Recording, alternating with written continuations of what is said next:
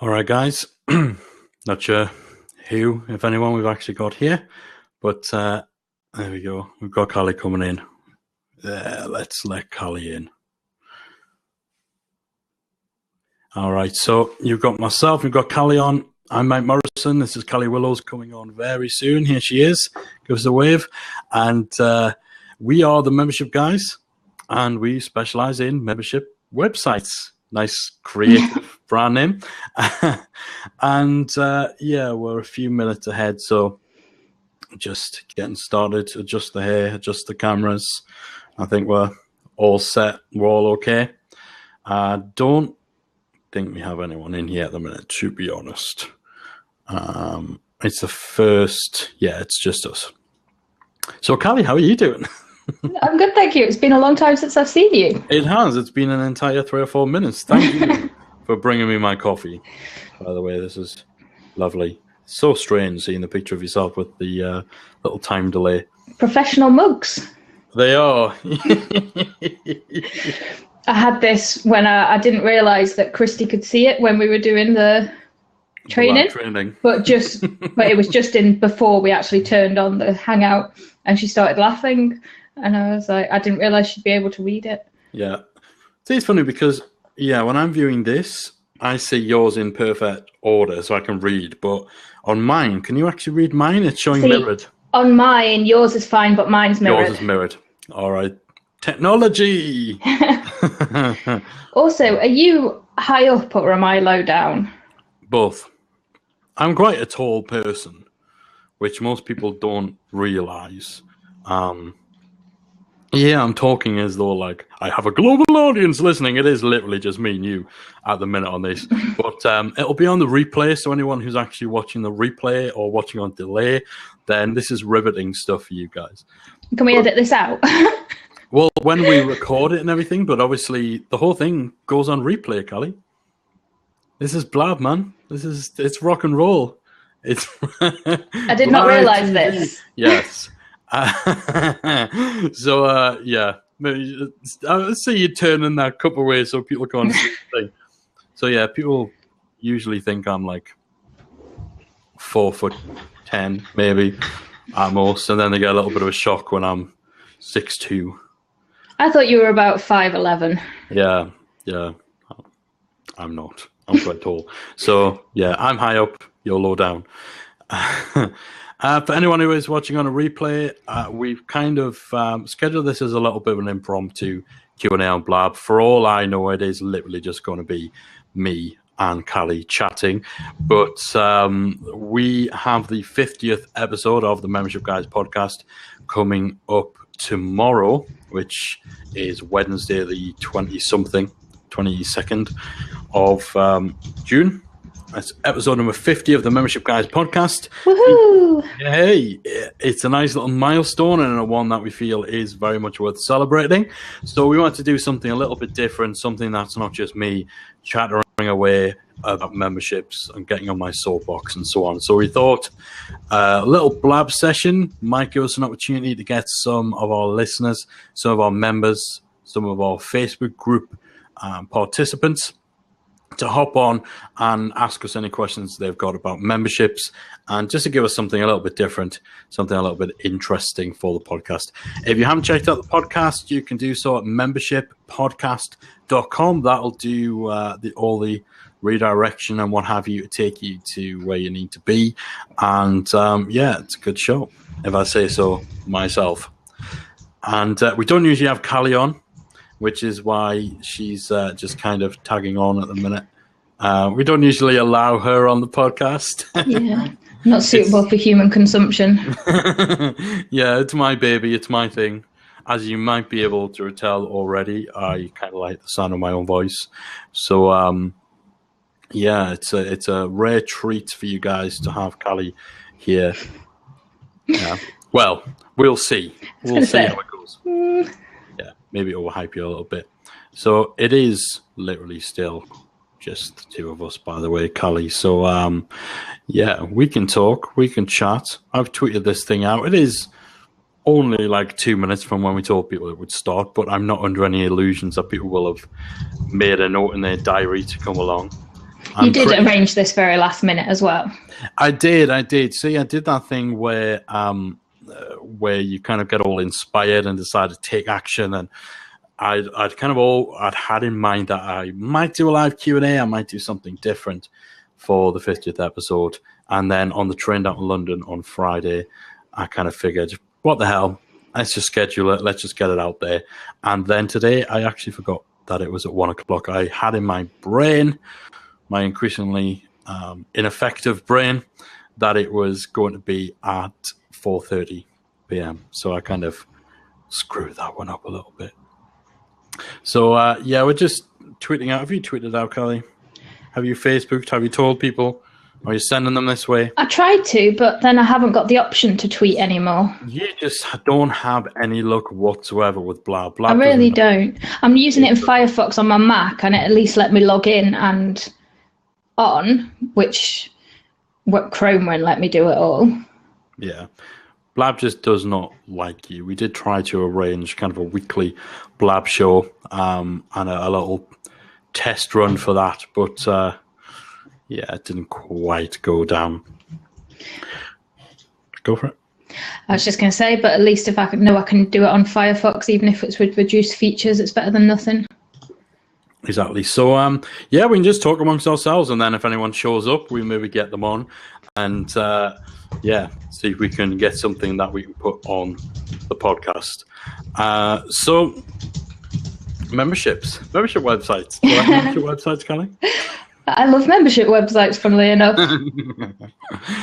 What would you say? This is going to turn into a little interview of Callie here. Oh dear, you didn't prepare me for that. I really didn't prepare for that. I didn't prepare myself for it. So, what would you say?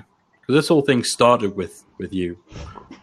As much as I like to prattle on, and I do like to sound my own voice, this whole membership thing started with Callie.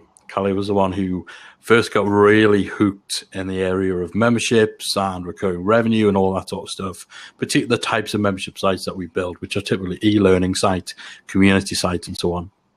So what is it you would say for the membership model is your favorite thing? What makes the membership model so compelling to you as a business model?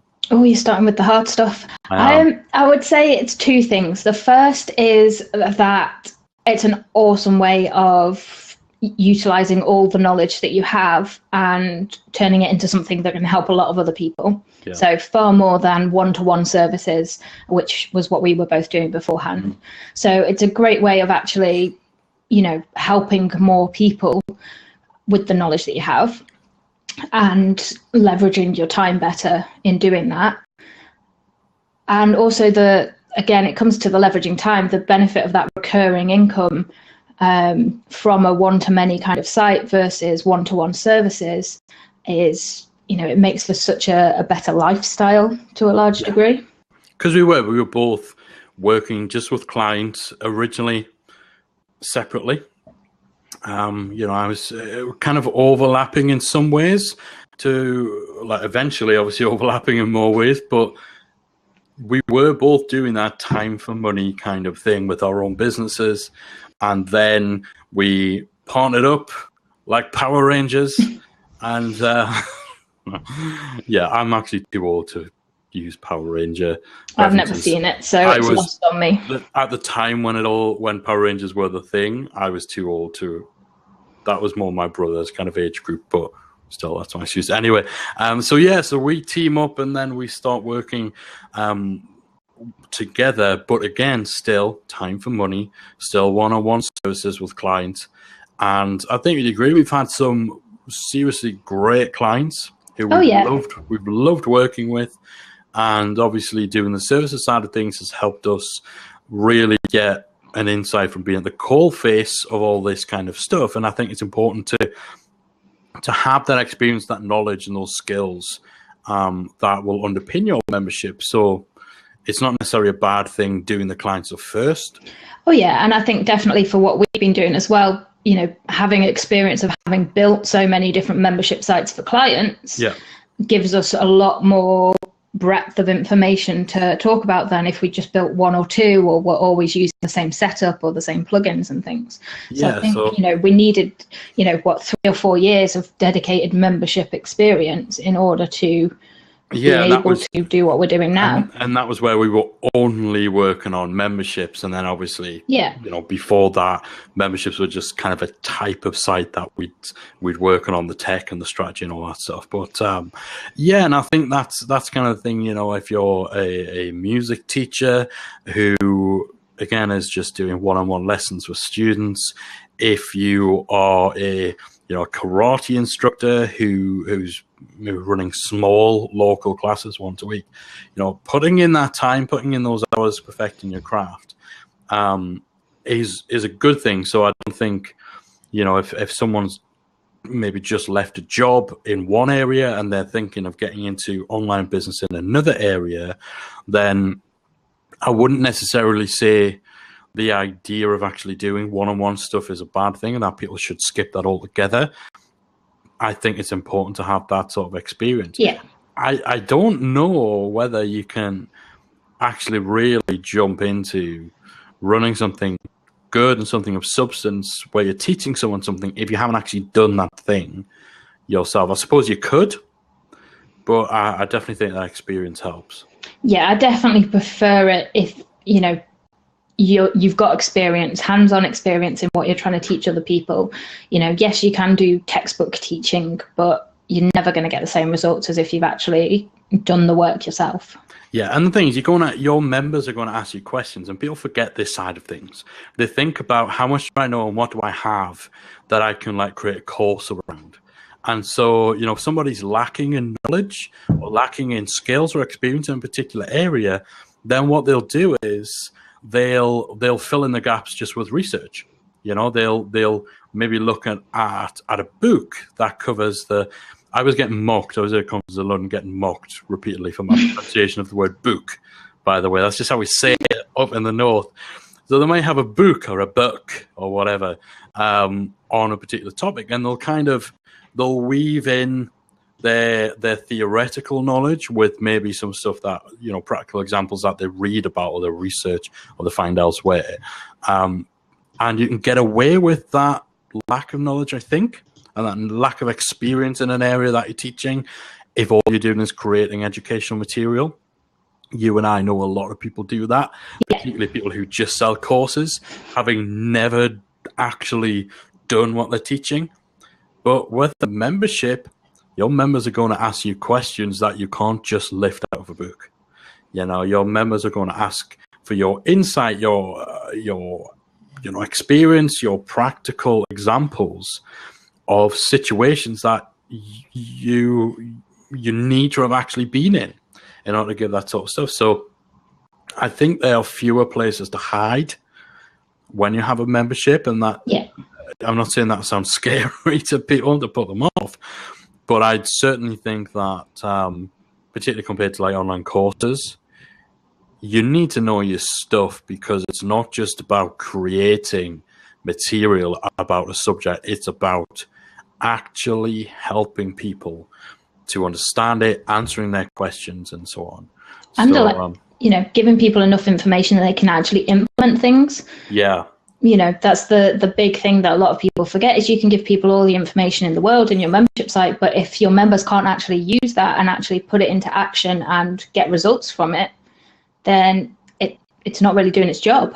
Yeah, exactly. And there's a big difference from basically, filling someone's head with theory and, like you say, giving them enough to actually take that action. And I do think that's where practical experience helps you to know what that action looks like. Because if you don't know what it looks like, if all you have ever experienced on a topic is reading about it or hearing about it or thinking this stuff up off the top of your head, then you're never going to kind of know what it actually looks like for someone to put it into action. And so you can't affect that action. You can't inspire people to take it. So, I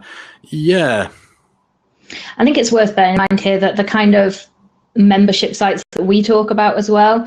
They're not the, you'll get people who talk about set it and forget it membership sites where you just upload some content and you have it on a content drip and people join and you never actually have any interaction with them or do anything with them. And they tend to be like the really niche topics where you don't even necessarily have experience in it.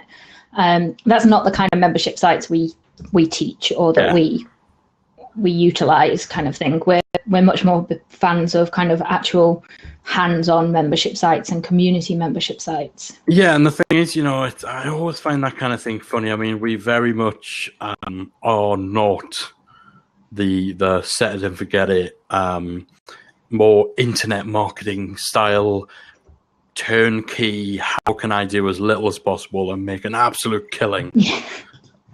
I mean, it's bullshit. It is complete bullshit. There is no easy solution. There is no easy answer to this. So if you got to work, sorry, man. And if, I've been doing this stuff for, probably about 15 years. If there was a way of just following, here are these 10 steps.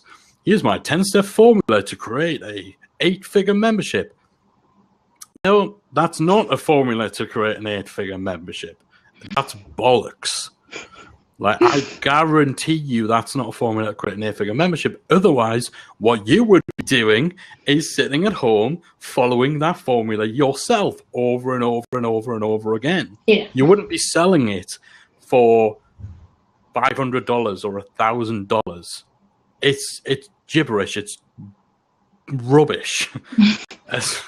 Tell us how you really feel. Yeah, it really, really is. And the problem is people do exist who want those solutions and who are seduced by that. And it's understandable that you'll be seduced by it, particularly, if your expertise and your experience is in music instruction or knitting or any of the other, hobby-based or in business-based areas, and you've not had exposure to these kind of tactics, and you have no reason to doubt it when someone says, listen, there is a secret formula that shows you how to do this.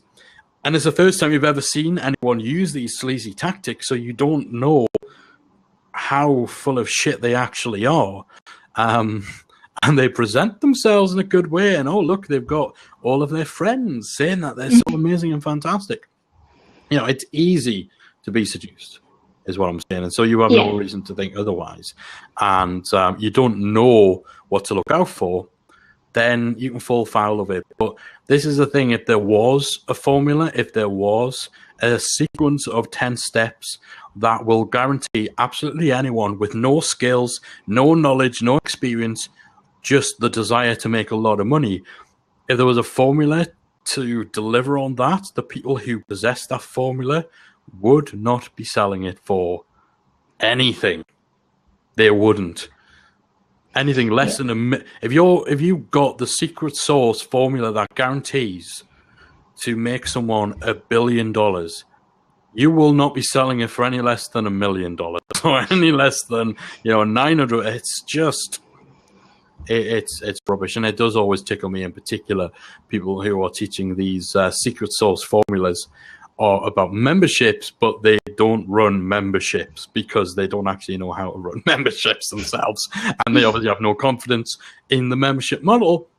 They just want to get your money. They want to get your $2,000 for a course and not have to put in the effort to actually be around when you find out that it doesn't work.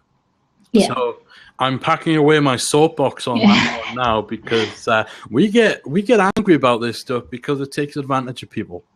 It genuinely does. Yeah, and the amount of members we've had as well, where they've come to us having been through that approach where they've been promised the formula for a 6 or 7 figure membership site and quickly become disenchanted with it, kind of thing. Yeah, and it's taking money from people, and sometimes the people who are perhaps most seduced by this stuff are people where there is a level of urgency in their need to make money.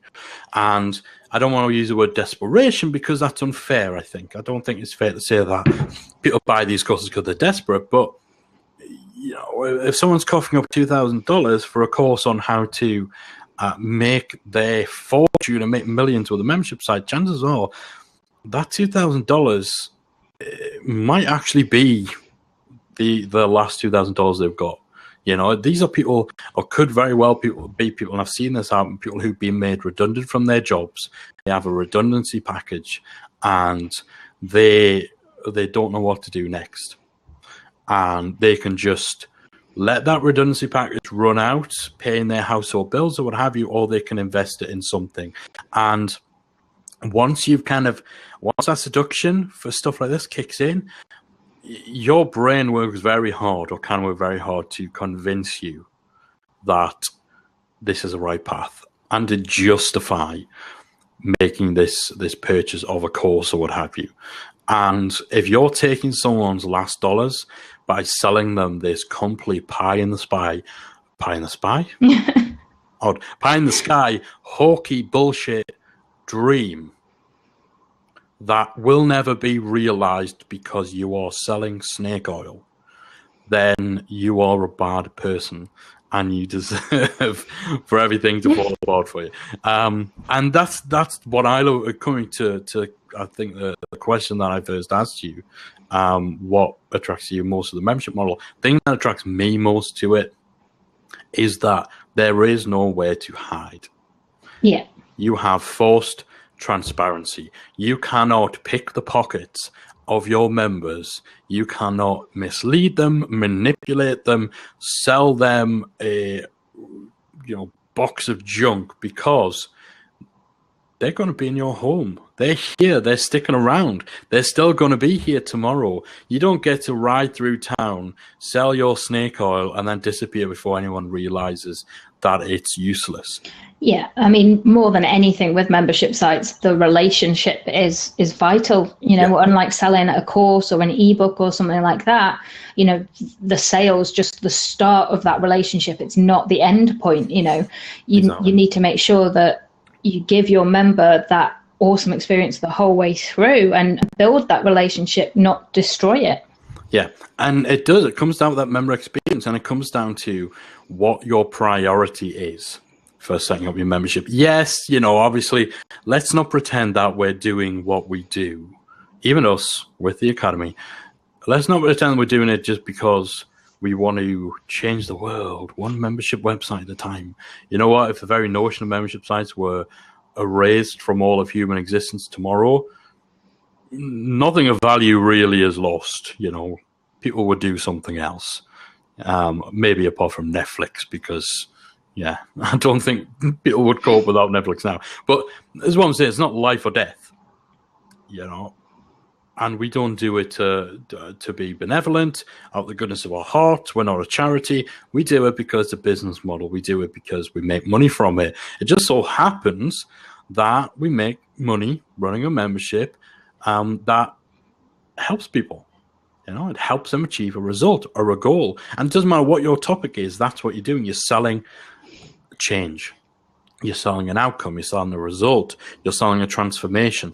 That transformation may just be, you're helping someone who wants to be able to knit I always use knitting as an example. You really do. I do. Wants to be able to knit a cardigan for their granddaughter. It's not a world-changing transformation, but for that person, it has value and adds value to their life in one way or the other.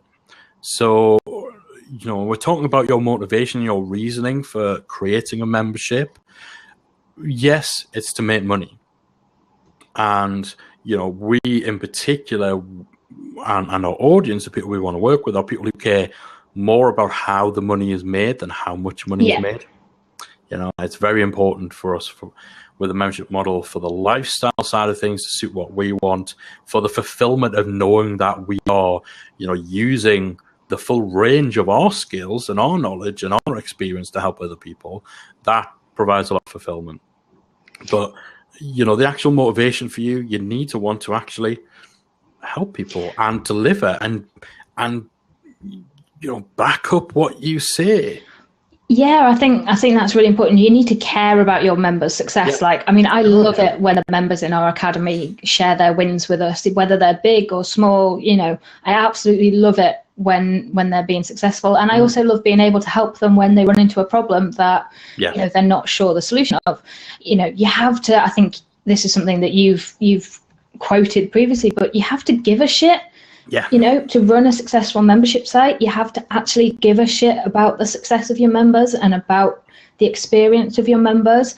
It's not just about, you know, dialing it in so that you can make some easy cash. Exactly. You know? I think what you said there about how much it matters and how much it means to see the success of our own members. And this isn't us kind of saying, you know, it's all about membership sites and all. It could be anything. Yeah. You should care about the success of your members in accordance to why they joined. You want your members to get to where they joined your site to get to. Yeah. So the satisfaction that comes from seeing your members being successful is only multiplied when you know that you've been a part of that success in some way, shape, or form. And if that's not what gets you out of bed in the morning, if that's not what's driving your membership, then it's not going to last long, I don't think. And there's exceptions to the rule, let's put that. There will be someone, there's always someone when you talk about this is like, well, you know, such and such a guy told me that all I need to do is research these top 10 niches and then go out and just buy in a pack of 1,000 articles and put them in a membership, and that's all I need to do. And you know what? You can do it. But trust me, I have been doing this stuff since the mid-90s. Every couple of years, well, not even every couple of years, every couple of months, there is a new way of cooking up your particular batch of snake oil, and you can make money from it, and you can make a lot of money from it, and people have, and that'll never change. For as long as there are lazy people, for as long as there are greedy people, there will always be a way. But if your MO is to be one of those people and just to kind of do the grab for cash, then for a start, your mindset's a little bit screwed anyway. I'm just going to say it. I don't care if you're offended. If that's the way you operate, you're not the kind of person who it's going to bother me if I've offended. Sorry. This is what happens when we do these impromptu things, is I get quite real with it. You know, I don't care if you're offended that I think you are lazy if you just want to find the hot, rich niche and then not do any work. If your whole game is to not do work and make loads of money, you're going to end up doing a lot more work than you're expecting to have to do, because you are constantly going to be running around trying to chase this golden fucking goose. And you're going to lose money because you're going to strike lucky, maybe, and you're going to make a bunch of money. And you're going to think it's because you've earned it. You're going to think it's because you deserved it. And you have not. And so that money you make, you're going to lose it because you're going to get cocky, you're going to get overly confident, and you're going to put that money into something which won't work because you don't know what works. You are just chasing around trying to find a shortcut without taking the time to do the bloody work. Develop some skills, get some experience, pick up some knowledge, and then create something of quality, create something of substance, and it'll reward you and it'll pay you, and then you'll no longer be offended, and then you'll be the one pointing at people saying, "You lazy arse, do something worthwhile, do something of substance." So that's either going to get edited out and cut, or that is going to be the episode.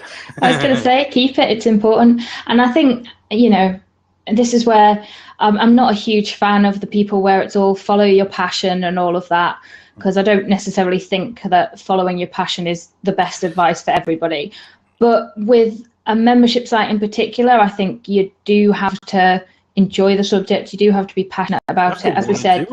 Yeah, you have to want to do it, not just now, but for 1 year, 2 years. It's not like a course where you can just pull it off the shelf easily. If you've got members, you need to be consistently giving them value for years. Yeah, to clarify and put context around that, when you're saying you're not a fan of the follow your passion people, you mean the people who say follow your passion, that's all you need. The money will surface anyway. Yeah, it's there needs to be action and substance there as well. I'm passionate about cats, but I'm fairly certain that I'm not gonna kind of have a good business that's cat related, really. Yeah, unless you were to spend the time shaping that into something that can be commercialized. And this is funny because I'm ranting and raving about this notion of being purely oriented by money and all that sort of stuff, and being solely motivated by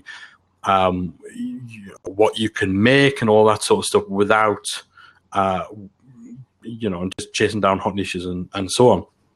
But I don't want that to paint the picture that I'm adverse to making money, and that you shouldn't look at certain things in the sort of way where you're looking at how can this be commercialized.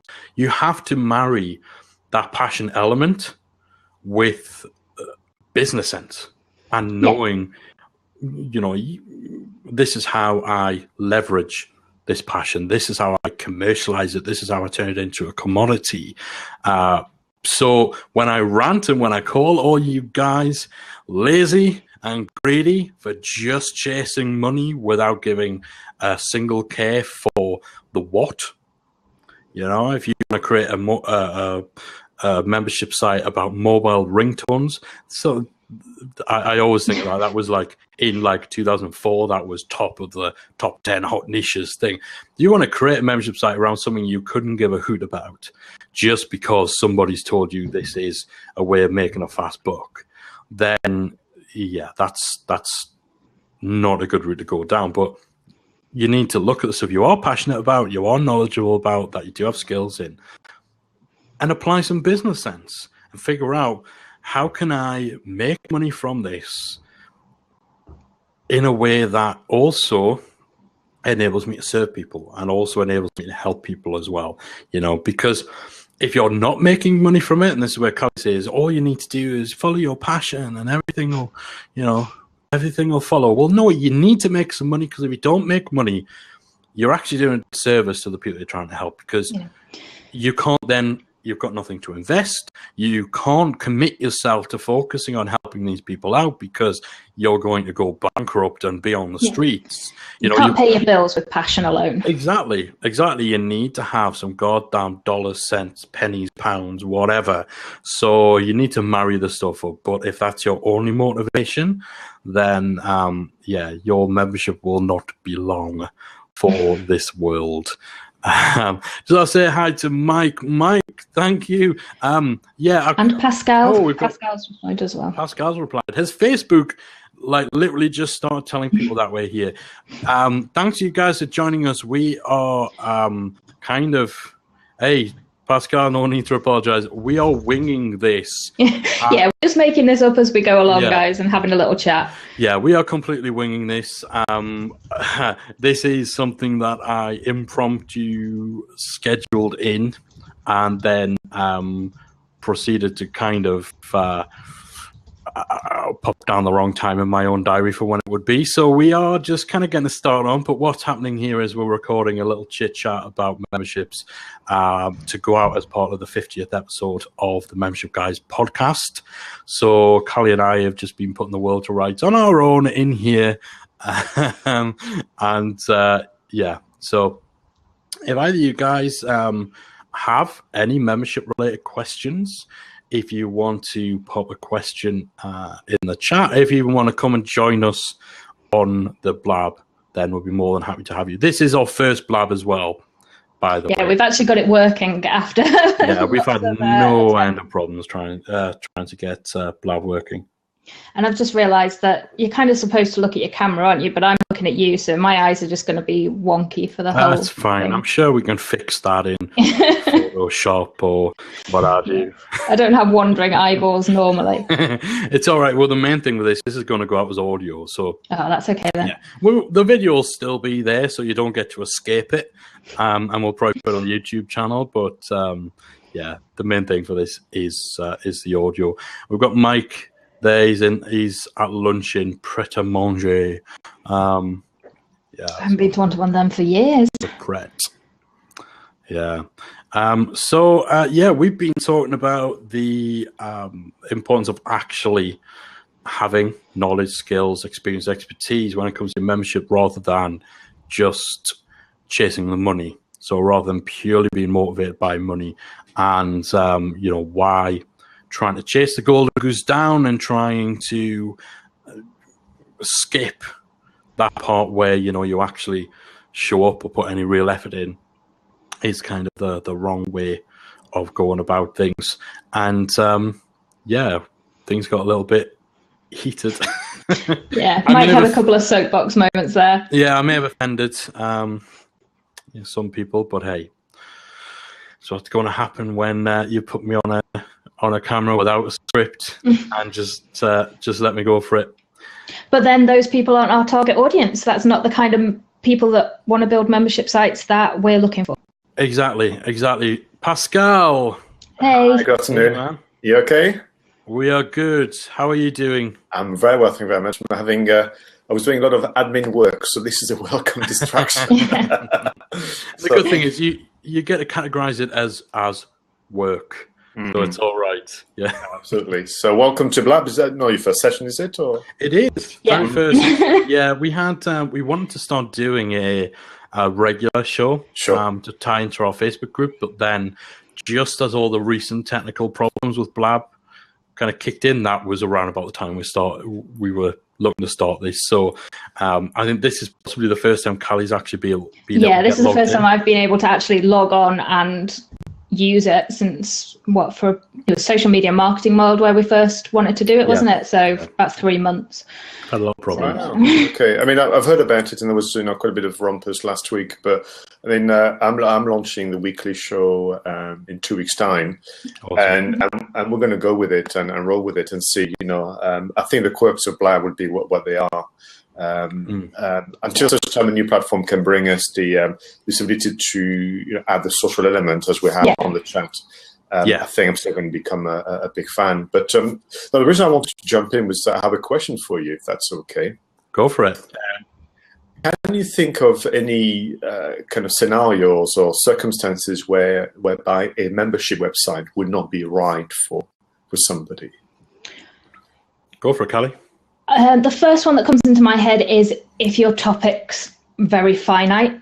So if you're not going to be able to constantly add value to the site, whether that's courses, content, community, then it's better off as a course rather than a membership. With a membership, you need to know that you've got enough ongoing content or enough ongoing value. It doesn't necessarily need to be new content all the time for your site to be sustainable to keep people around. So I would say that for me, that's kind of you get some topics like, Facebook ads, for example, where, somebody could probably learn all they need for that in a quick and easy course. You wouldn't necessarily have a membership about it unless you were keeping them update on all the latest changes and things. Yeah, or really drilling down to specifics. Yeah. But, there's only so many ways you can teach somebody to bake a pie, Yeah. So, but I will say, I think most topics can be created in such a way that a membership can be made from them. It just takes a little bit of creative thinking sometimes and kind of going outside the box a little bit and expanding your topic limitations. Yeah, I would say as well as that. So your topic and what in particular about your topic you want to teach.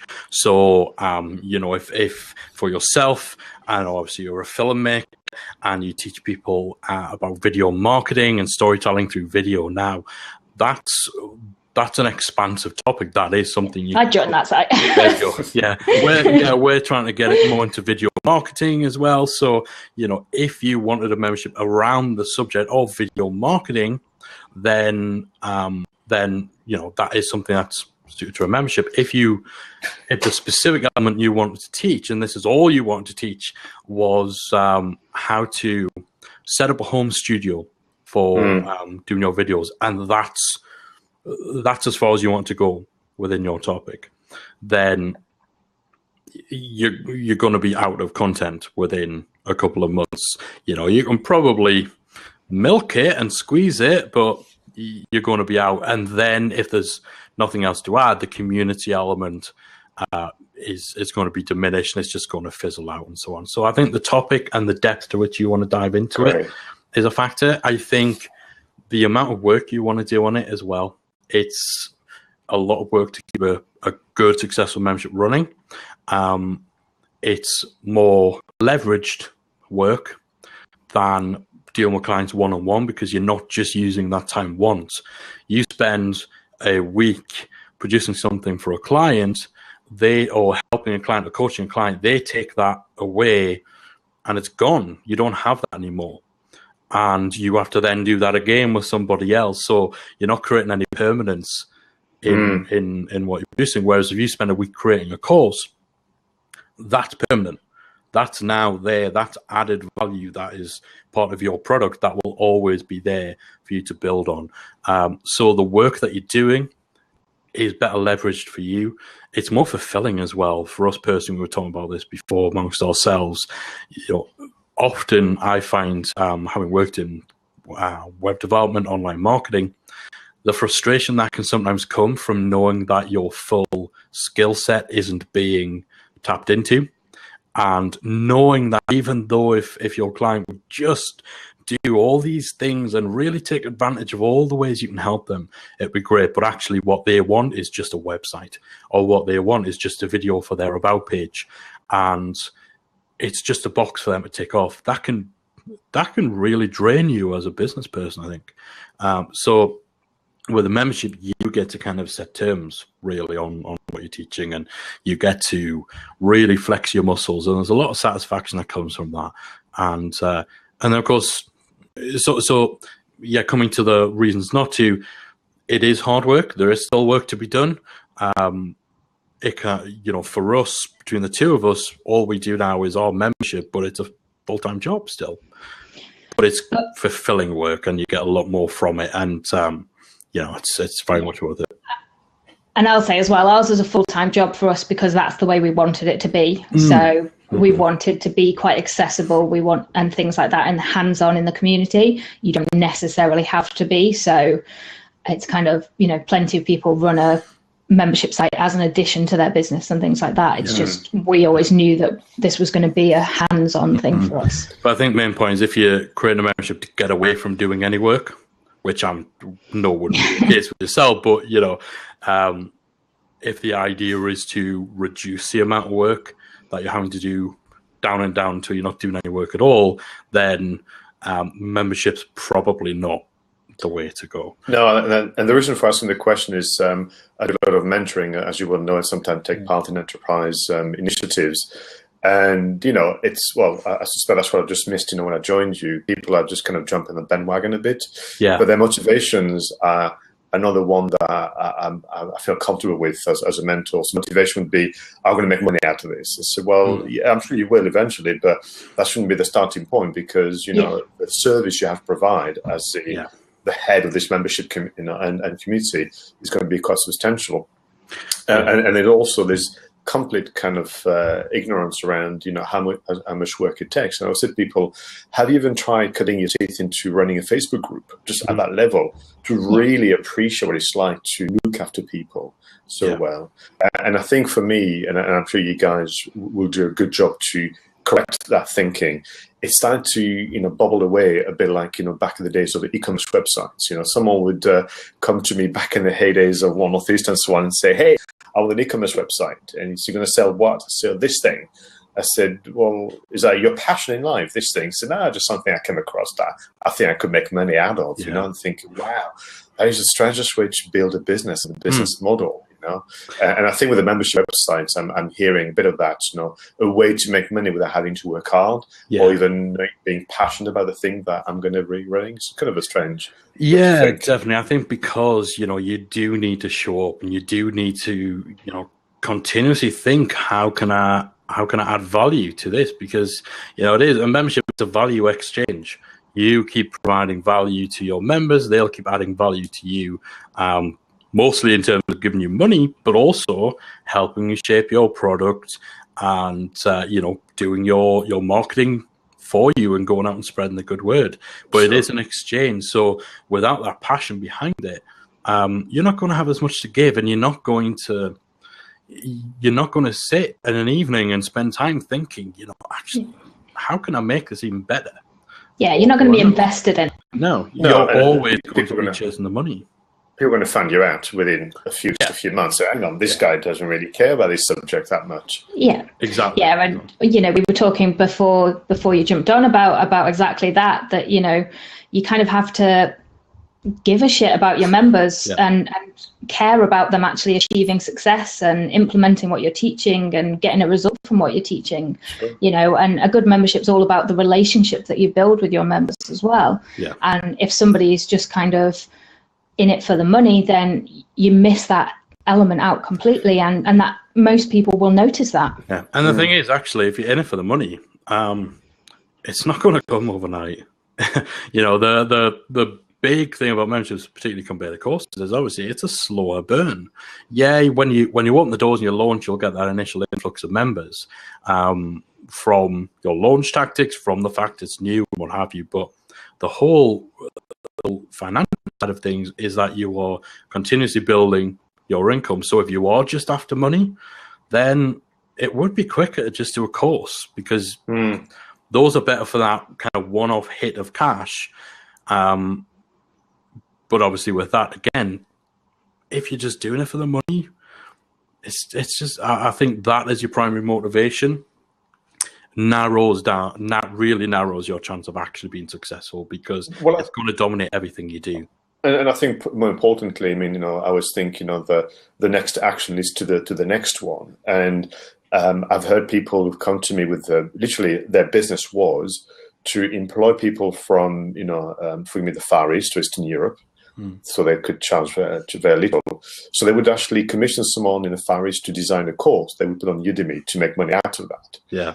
And I remember sitting and thinking, I can't even get passionate about this as your mentor. I can't even. So I said, I'll give you some pointers around the marketing bit, but I think that's pretty much as far as I'm going to take this relationship, because, I need someone who's passionate. I get infected by that. So they're the ones who can send me some emails. So what about this? What about the other? And then I can support them. But someone that can essentially trying to, I know this expression that Paul Kruzaka use a lot, gaming the system. Yeah. It's just not that interesting. Yeah. So, definitely. I was just wondering, is it possible that, you could be running a membership website for just a finite period of time? Would you say, listen, there's a subject I want to explore for maybe a year or two, and let people know that that's what you're doing? Is that possible? Yeah, I think there's definitely, there's some people I know who kind of have a subject like that, where initially it started off as a monthly membership site, and then they kind of came to the end of what they could teach about it. And that was about 18 months. And then what they actually did was they then transitioned it to a lifetime membership. So now they do it as you pay 12 monthly payments, you get all the content, and then you've got a lifetime membership. So it's kind of, you can definitely do finite content, but it's looking at a different way of packaging it up. So it's kind of, this is all you're going to get. You still get access to it after that. You get access to me and things like that, but you're not necessarily getting new content. Yeah, so it's almost then becomes like a 12-month program. Yeah. So you're enrolling on this program for 12 months. During that time, you will be getting new modules of the course. You'll be getting new stuff. The community will be active in their discussion around this thing. But once it's done, you stop paying. The new stuff stops coming. You can call back to it anytime you need to. Yeah. You can, come back in 6 months' time and redo the course if you want. But essentially, our focus time together is over. That's it's almost the it's kind of partly a hybrid in between model between membership, like an ongoing perpetual membership, and just the one hit one-off course. And if community is a big element of that as well, then you can continue having, I know people that do a similar thing, but they get to a certain point and then you have a reduced monthly membership where you're essentially paying for continued access to the community rather than new content. So there's a couple of different ways you can do it. But yeah, you can do it with finite content. Yeah, I think communicating that and being clear about what people are actually getting is key to it, because I think the biggest challenge, if you're running a membership and it's just a traditional membership where you're just adding stuff and you're doing maybe live training every month and community, and then decide that the model no longer works for you, then it's an entirely different kettle of fish trying to kind of figure out, okay, what's the transition? And do you close the doors completely and just kind of say, sorry guys, this is it? Do you let it just die out naturally and just kind of stop showing up?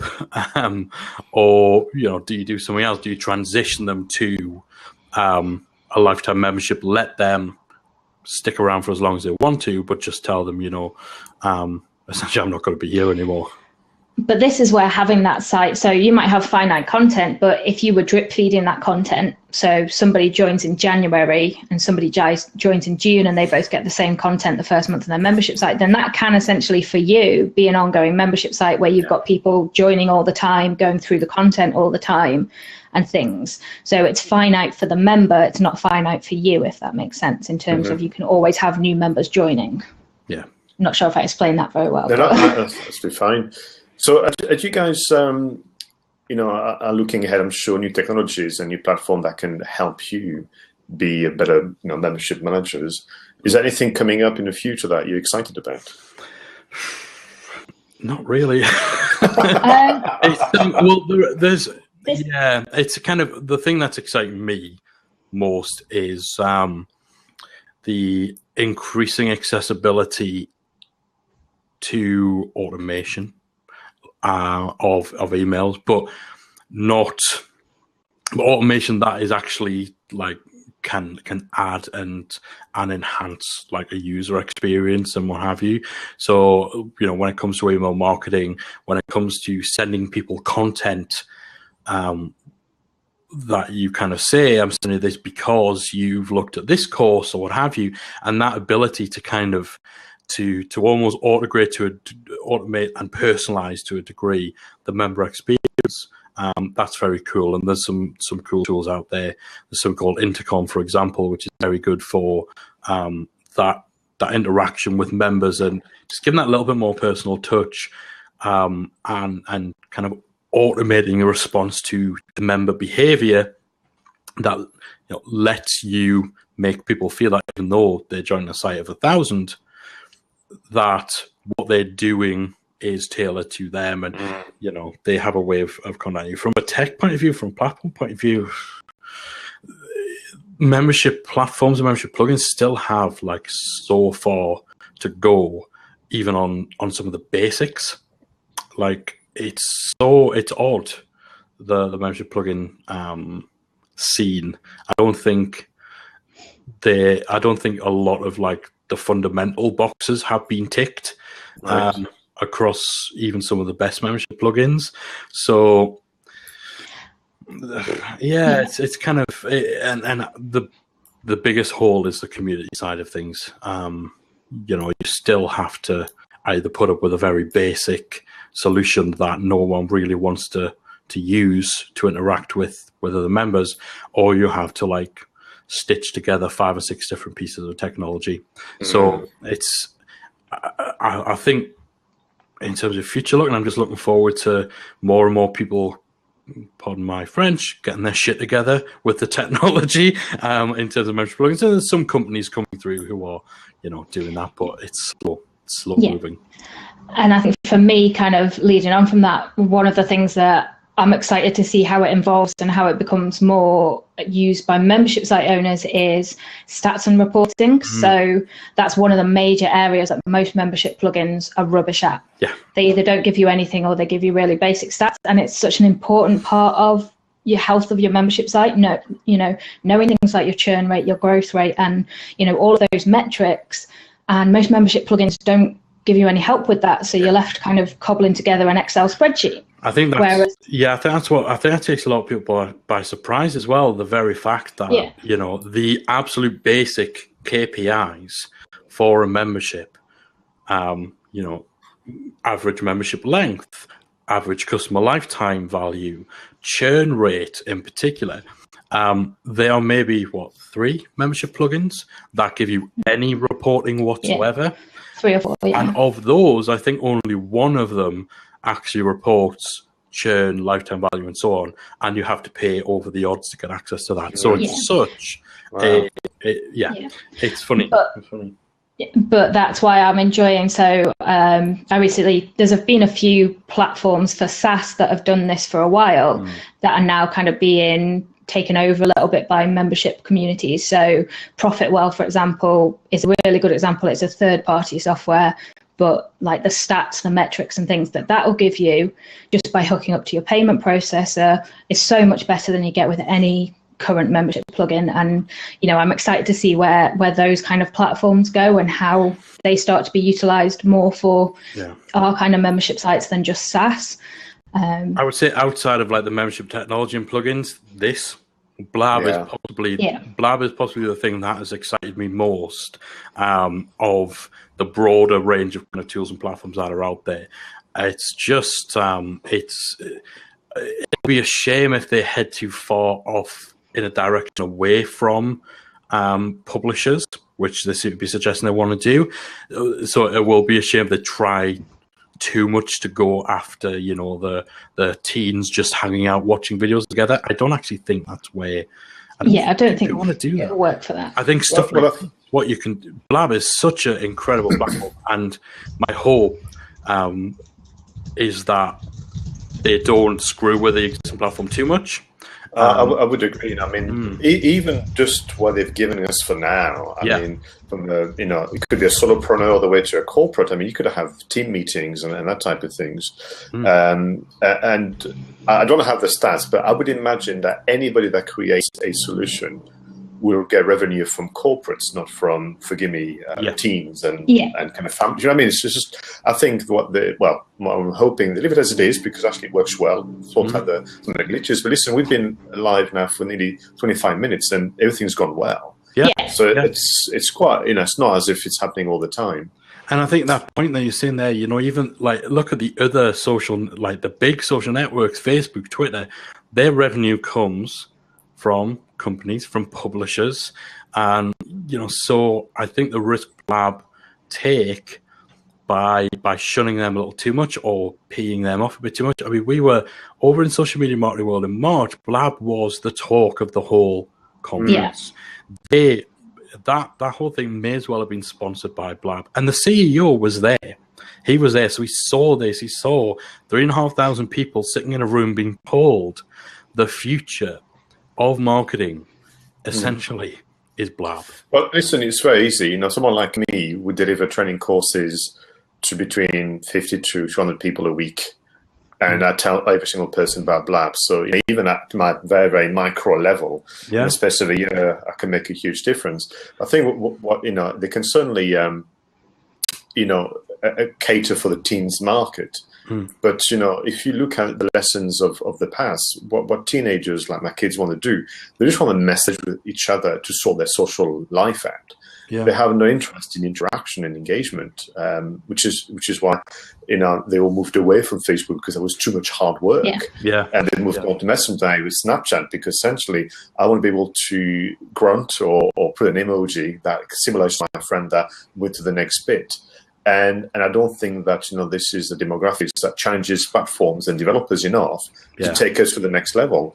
Now, I mean, like back in the days of even the banking industry, open a bank account now when you're just washing your dad's car to put your $5 in the bank, because obviously I hope that you'll become a customer when you get your first job. So I get this idea of doing a light version. But again, we've not had an official announcement from Blab, so I think we need to I think it is a shame they seem to have burned quite a bit of goodwill with some of their biggest advocates in this space. I think now people are realizing that even if they're changing their position and their message to try and target that market a little more, that doesn't mean that we can't continue using this for as long as it stays. It goes back to your point about the membership website that becomes a lifetime membership. You just leave it as is, and you can move on. Yeah. What I think, for me, what this is proving is that from a PR case study point of view, silence is not a good thing. Yeah. Because essentially what we've had since last Friday, I think, or Thursday, people have been speculating and getting a little anxious about it. I mean, like for me, I've been promoting, as you know, my weekly Blab show now, starting on the 1st of July. I'm like, oh, Jesus, man. And we're still going to go ahead with it. But I'm thinking I would really welcome an official statement of sorts so that I can plan. Yeah.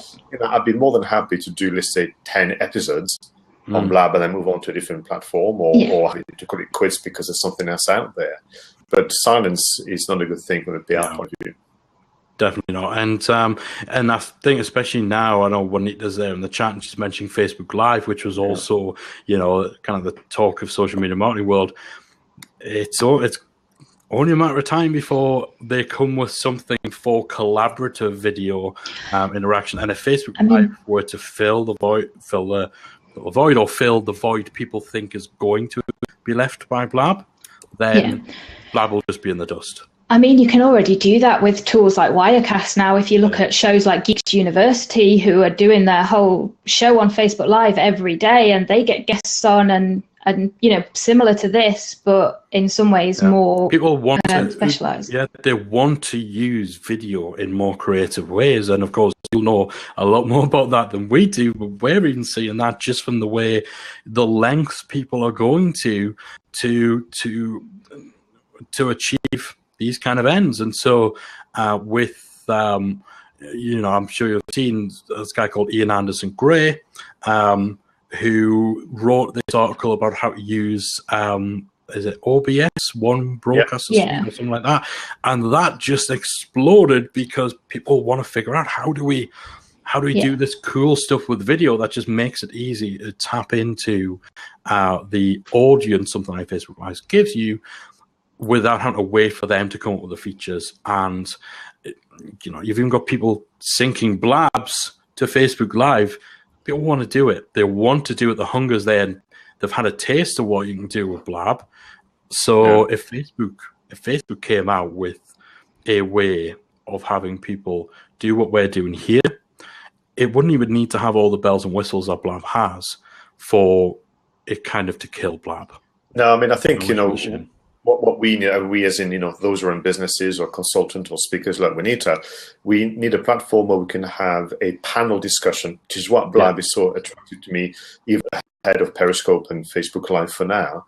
And because I know that, the audience who's watching on the other side of the screen, they're getting a richer experience if I can ask you questions and vice versa. At the moment, with Periscope and Facebook Live, although I'm a huge fan, it's a very much a monologue. It feels like it anyway. Yeah. And I feel like I'm not giving the audience as rich an experience as I can on something like Blab. So if Facebook Live can allow anyone to invite guests on a panel, then you're laughing, of course. Yeah, and it's a game changer, and it's an area that up until Blab sort of started getting prominence, really you had GoToWebinar and what have you, and so you've got a technological barrier for people to do it. They've got to download software.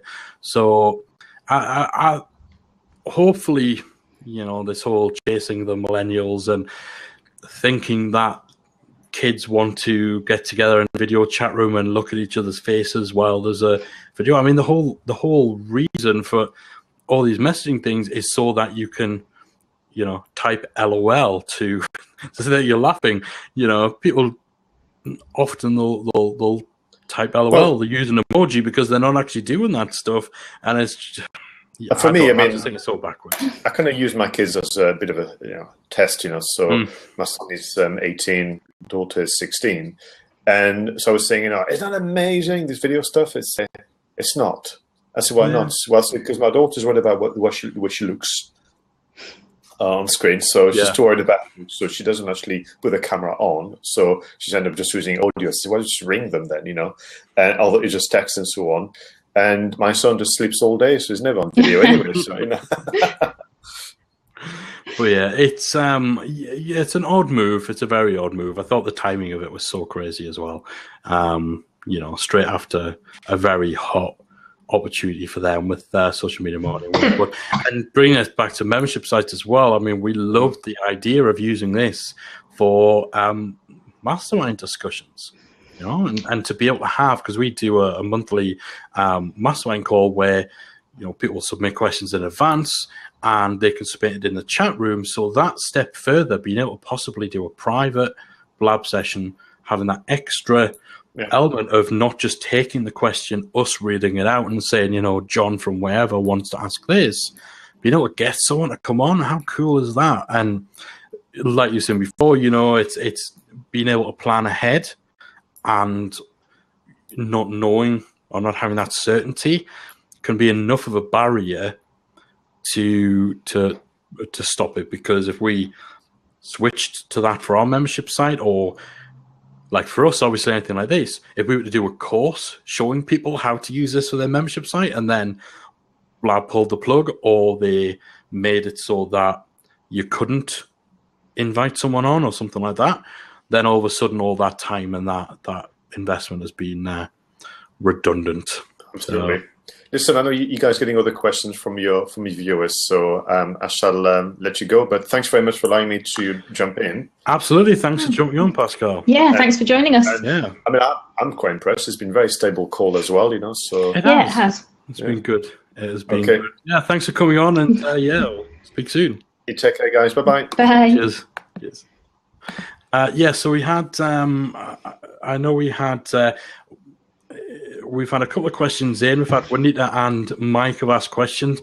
We'll answer Juanita's question there first, I think. Just Mike had to nip off. Mike was on his lunch break, so he'll no doubt be watching on a replay or listening in on the podcast.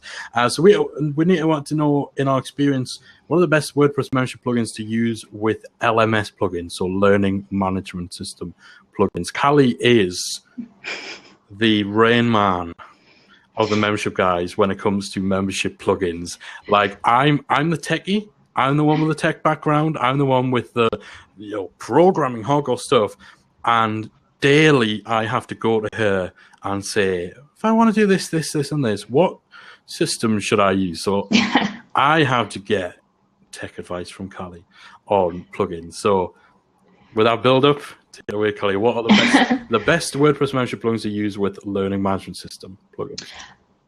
First of all, it depends on the LMS plugin. So the first thing I'll say is that if you're using Woo Sensei, then use Woo memberships. They're designed to work together. Yeah. You know, if you can keep things in the family, then unless there's something very particular that you want to do that Woo memberships can't do, then stick with Sensei and memberships. For the other options, so LearnDash or WP Courseware are the two main other options. Then something like MemberPress. MemberPress has a lot of different ways that you can protect content, so there's very little that you can't do with it. So it works really well with LMS plugins. A wishlist is fine as long as you don't want to drip any content. My big bugbear with wishlist is that, you know, after however many years, they still don't have a good content dripping system. But so if I only had to pick one plugin to work with LMSs apart from Woo Sensei, it would be MemberPress at the minute, and MemberMouse for LearnDash. There we go. So I know Pascal's asking there if we're still happy with Woo Sensei. We don't. It doesn't top our lists for anything, really, does it? I think Callie's the points Callie's making there, in particular about Woo Sensei. It's not bad. It's from Woo. The Woo guys are slick and all that, but I think the main point being there definitely is if you are using Woo Sensei for your LMS, or if you're using, if you want your membership to also sit alongside your e-commerce site and your e-commerce site's using Woo, it makes sense to use the different components that are all still within Woo, because they're designed to slot together. And Woo, the guys at Woo Themes can be a little sneaky. Every couple of years, they change something. Fundamental about the core of their offering. So they'll change something about how theme developers need to integrate with WooCommerce, and when they do that, that's really just to kind of keep you just buying Woo stuff rather than buying one bit from Woo and getting a bit from somewhere else or what have you.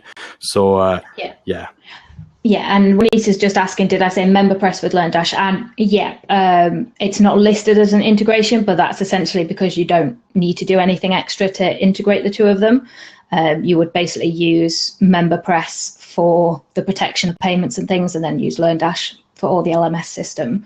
When it comes to LMS plugins, an interesting one to keep an eye on is Lifter LMS, which actually has the membership plugin inbuilt. And that's a really neat little system. There's a few things that it doesn't quite do as well yet, like email integrations. But other than that, if you're looking for basically a WordPress equivalent of a course platform like Teachable or Thinkific, then I would actually recommend giving Lifter LMS a look. The Lifter LMS, we've got when he asked now to spell it. Lifter, Lifter. And they've actually just moved to a freemium model, so you can test it all out free, or even set your whole site up with it free. And I was really impressed with it because they've got a lot of inbuilt functionality that other LMS plugins don't quite have yet. So they've got an engagement system where you can create badges and stuff all on site without needing a separate plugin like you would with other course platforms. So it's one that I'm keeping my eye on because I think it's destined for good things. Definitely. So it is kind of funny with this kind of go to what Pascal was asking about technology working together and which what sort of stuff are we excited about. And I think it's actually Winnie's just saying there she's had problems with plugins not talking to each other. I think for us it's having these platforms starting to play nice with each other, or at least being able to kind of zone in on a smaller selection of solutions that reliably either do everything under one roof or aren't going to be a total pain in the backside to get to work with other stuff. So hopefully that's answered your question there. What we do have as well when it comes to membership plugins, which you may or may not have seen, our website is at themembershipguys.com. If you go there, just on the right hand side, we actually have a membership plugin comparison chart. So if you're shopping for membership plugins, essentially, then we've literally as well, to kind of accompany that, we've just released a blog post today about the features to look at when choosing a membership plugin. So if you're still in that phase where you're choosing your plugins, check that out, and that'll kind of give you a run through. It might be some stuff that you might not have thought of. And then download our membership plugin comparison chart, where literally I think there's maybe 14, 15, 16 of the membership plugins, however many. 12. All right. So like command to over-reg that number. And so list across the top of the plugins, list of key features down the left-hand side, and literally just yes, no, on which plugins have which features. So that can help you to find which plugins are going to be more suited to what your needs are. So that's at themembershipguys.com. I think Callie's just typing that in the chat there if you want to check that out. We did have a question from Mike that came in earlier. Mike's was... Yeah, he was asking about if we could talk about how you decide or schedule what to actually do in that, because there's so much to do. So is this in terms of content, do you think? I think in just terms of general membership site management, and kind of just getting everything available, getting everything done. Yeah, I mean, for a start with that, we often do get people kind of asking, we put a lot into our own membership. And so in terms of our availability, in terms of content and all that sort of stuff, we do have to remind people regularly that there is two of us. So we do have that little bit of an unfair advantage on other people. So, for anyone who's actually members of our site, if you are setting your expectations of what you're going to be able to get done on what we do, then remember there's two of us. So we kind of get a cheat there. In terms of actually scheduling and and stuff like that, then we plan out specifics 3 months in advance. So we, at the beginning of every month, we sit down for a day with a whiteboard and just map this stuff out. And obviously, so now we're planned up until, is it the end of September? July, August, September. There we go. Beginning of July, we'll review all of that because obviously things change, and we'll kind of add October into the mix and so on. So we always try and keep 3 months ahead of ourselves, and that goes for courses, that goes for blog posts, that goes for basically any content, member content or not, any major feature releases and so on. We kind of try and map that out as well. So in terms of signposting and putting this stuff in the pipeline, it's just having a short enough period for it to be manageable, but a long enough period for it to not constantly be doing this stuff on the fly. With our week-to-week stuff, we kind of just have a loose, almost sort of checklist of what we do every week. We have member news emails that go out every Saturday. They're always not sure where Mike went there, but yeah, as he was saying, every Saturday then we do our member email, so that goes out every Saturday, and that's something that I do.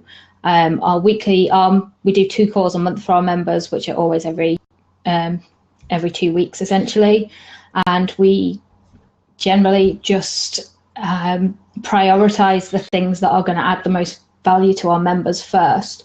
So, adding courses, being in the community, answering questions. So we always make sure that we spend a lot of time in our community forum, and we spend a lot of time in the community, which isn't something members often comment on, how accessible we are, but yeah, that's something we enjoy doing and we actively make the choice to do, especially with a topic like memberships where there is so much tech and so many different things involved.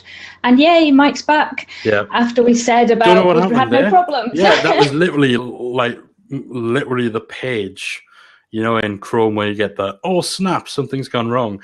Like, didn't even click anything or anything like that. It just went. But yeah, I kind of caught you picking up the baton there, so that was good. It's almost like I'm not very good at spontaneity, so yeah. So I think some people are really, really good with being organized, and some people will use Scrum and Agile methodology. I've never been one of those people, and Callie hasn't either. So we have to try quite hard to be organized if we're being really honest. Yeah. So we have just enough organization to kind of keep us on track. But I definitely think at the heart of that is, first of all, is knowing what you're doing and knowing what you want to achieve and deliver with your membership, and that trickles down and informs a lot. You will get into a flow of content production, of your weekly tasks. So, what are the things you absolutely must do every single week, every single month, every single quarter, every single year within your membership. Having those, if nothing else gets done this week, what gets done? Having those as your set rules for yourself. Cutting yourself a little bit of slack as well. We always think that we need to spend more time producing stuff, and we need to produce more and do more than we actually do. Using tools, we like Trello. Asana we use as well, which we just mentioned, and we actually use Asana ourselves. Yeah, so I use Trello. Kylie doesn't like Trello as much, so that's why we now use Asana, because it's a happy medium. But I still use Trello. I collect my blog ideas in Trello. So finding the systems that work for you, but it's just about starting somewhere. So don't think that you need to sit down and plot out this really rigid organizational strategy, and then all of a sudden you're going to be organized. Just start with something. Find what works for you. Start using Trello to note down your ideas. put together a spreadsheet of the content you want to create for the next 3 months, and then it'll evolve and it'll shape itself around you. But yeah, hopefully that's helped anyway. We're probably, I do think we should actually bring someone into the academy to do a training session on time management and organization, because neither of us are particularly good at it. But yeah, I think the big thing as well, one of the main things is to not be too hard on yourself, and remember that you get to set terms. You know, if it's a struggle for you to create one new course every single month for your members, don't do it. You know, change it. Make it one new course every 2 months, and find something that is more manageable to deliver on a month-to-month basis, or what have you. Or, you know, if you're struggling to create courses because your courses are 20 hours long, change it. You know, don't create big 20-hour long epic courses anymore. Find another way to affect the same change, to deliver the same results, and deliver the same value to your members. You set the pace with your membership. Your members don't. And if you piss off 1 or 2 members because they expect you to give them this enormous course every month or what have you, then you don't want those people as members anyway. Yeah.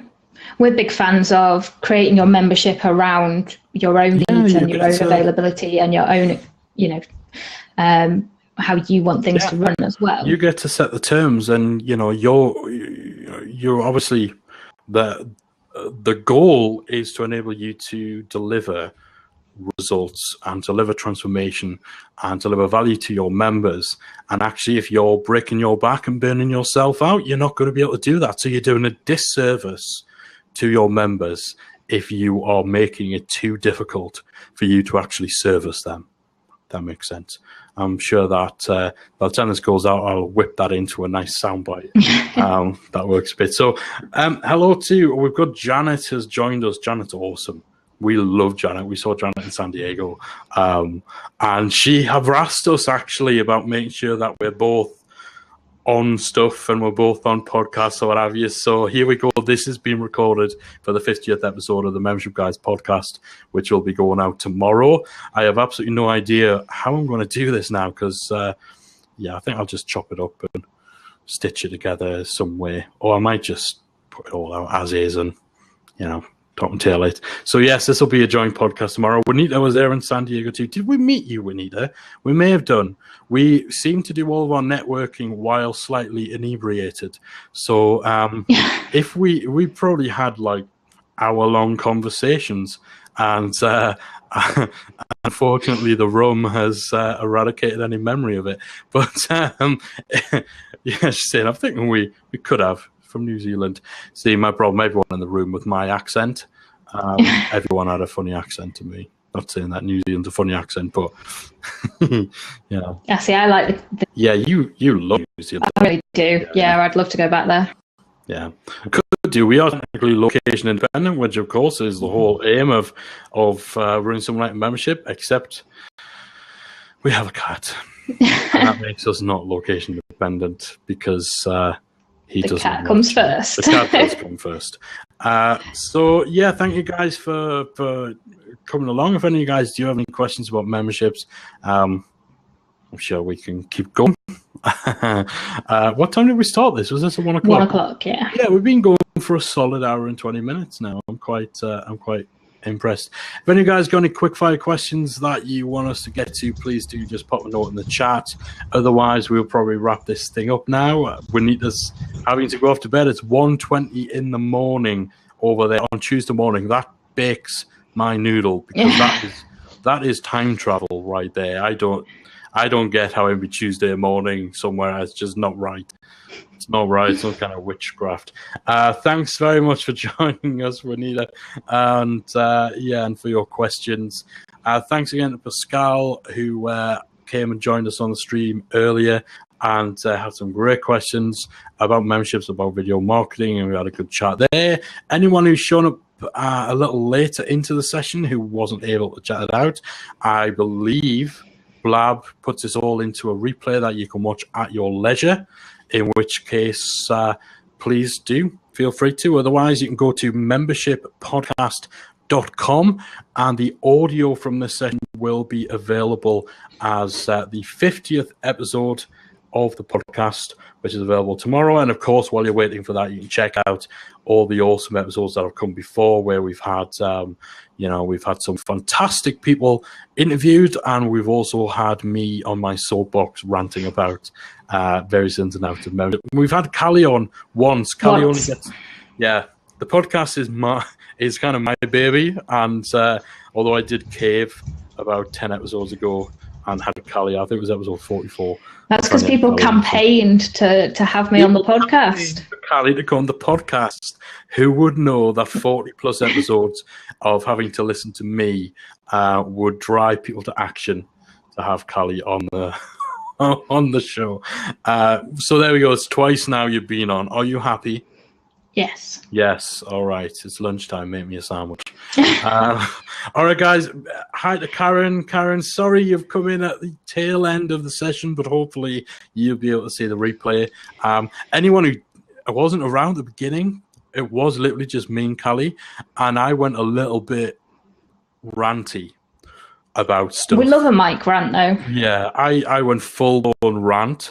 So I think that's actually it's one of those things that's either going to get a bad reaction or a very, very good one. So if you want to catch it before we creatively edit it out, then check out the replay of that. I think we are wrapping up now, I'm afraid. Sorry, Karen, if the notifications just come through. I think that's Blab playing up. Which is a shame. But Karen, I'll be seeing you very soon in Chicago anyway for Podcast Movement. You can have a Q&A session, pick my brain while we're there too as well. So, hopefully that'll make up for it as well. This is me assuming that a little Q&A with myself is a good thing and not a punishment. All right. Okay, guys, thanks once again. I'll just pull out my stuff. Thanks once again for coming along and for listening and for any of the questions we've had in. We may look to do this more regular sometime in the future. Thinking of doing like a monthly membership guy show, weren't we? Yeah. So if we do that, we'll be talking about that. If you're an Academy member, we'll obviously announce it there. Otherwise, it'll be in our Facebook group, which if you're not in there and you're interested about memberships, that's where you need to be. That's at talkmemberships.com. If you go to talkmemberships.com, that will take you to our free Facebook group. And there's about 1,650 website owners, experts, and random people in there answering questions and all that sort of good stuff. So head over to talkmemberships.com. It's completely free. You can apply to join, and we will we will see you in there. And that's obviously where we'll announce if we're doing a regular live show too. All right, that's enough from me rambling on. Thanks again, guys. Really appreciate you showing up, and we'll catch you guys soon. Be sure to check out the 50th episode of the podcast tomorrow at membershippodcast.com. Thanks, guys. Right. Thanks. Bye.